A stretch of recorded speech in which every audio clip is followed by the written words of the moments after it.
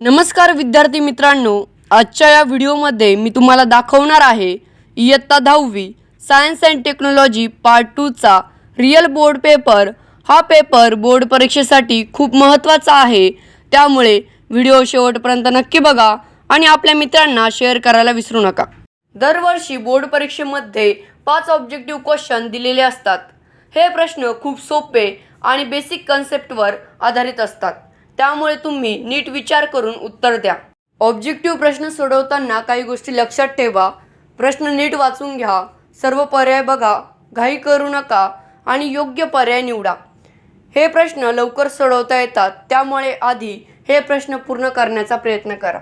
नंतर तुम्हाला odd man out शोधायचे आहे, म्हणजे दिलेल्या पर्यायांपैकी 3 गोष्टी एकमेकांशी संबंधित असतात आणि एक गोष्ट वेगळी असते, ती तुम्हाला ओळखायची आहे। नंतर तुम्हाला कोरिलेशन म्हणजे संबंध लावायचा आहे। दिलेल्या 2 गोष्टींमधला योग्य संबंध ओळखून तिसऱ्या आणि चौथ्या गोष्टींमध्येही तसाच संबंध लावायचा आहे। हा प्रश्न सोडवताना पहिल्या 2 शब्दांमधील संबंध नीट समजून घ्या आणि त्याच पद्धतीने पुढचा संबंध पूर्ण करा। नंतर तुम्हाला दिलेली विधाने ट्रू की फॉल्स आहेत ते ओळखायचं आहे। प्रत्येक विधान नीट वाचून घ्या आणि त्यामागची कन्सेप्ट लक्षात घ्या। जर विधान बरोबर असेल तर ट्रू लिहा आणि जर चुकीचे असेल तर फॉल्स लिहा। नंतर तुम्हाला दिलेल्या शब्दांचे फुल फॉर्म लिहायचे आहे। आता पुढच्या क्वेश्चनमध्ये तुम्हाला मॅच द पेअर म्हणजेच योग्य जोड्या लावायच्या आहेत। डाव्या बाजूला दिलेल्या शब्दांच्या उजव्या बाजूच्या योग्य पर्यायाशी संबंध लावायचा आहे, म्हणून प्रत्येक पर्याय नीट वाचा आणि योग्य जोडी लावा। आता तुम्हाला दिलेल्या विधानामागचे वैज्ञानिक कारण लिहायचे आहे। उत्तर लिहिताना फक्त साधे कारण लिहू नका, तर सायंटिफिक कन्सेप्ट वापरून स्पष्ट करा।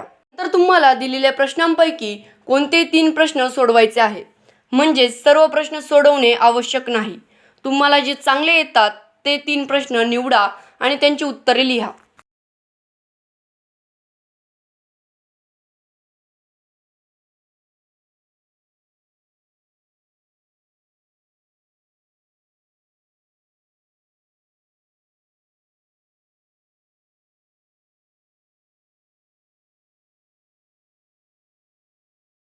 नंतर तुम्हाला डायग्राम नीट ऑब्झर्व करायची आहे आणि डायग्राम पाहून त्यावर आधारित खाली दिलेल्या प्रश्नांची उत्तरे लिहायची आहेत।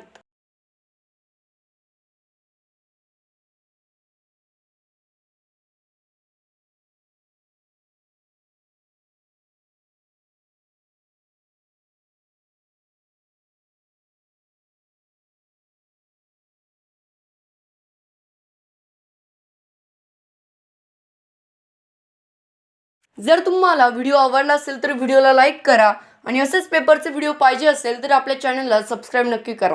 अशा प्रकारे तुम्ही जर पेपर सोडवला तर तुम्हाला नक्कीच चांगले मार्क्स मिळू शकतात।